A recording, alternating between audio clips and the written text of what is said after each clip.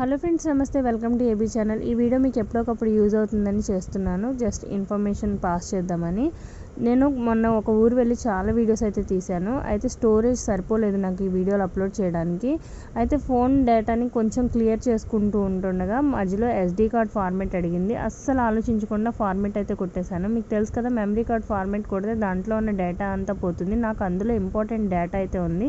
So నేను దాన్ని recovery చేసుకునే టైంలో చాలామందిని అయితే అడిగాను అనమాట. ఒకళ్ళైతే నాకు సజెస్ట్ చేశారు.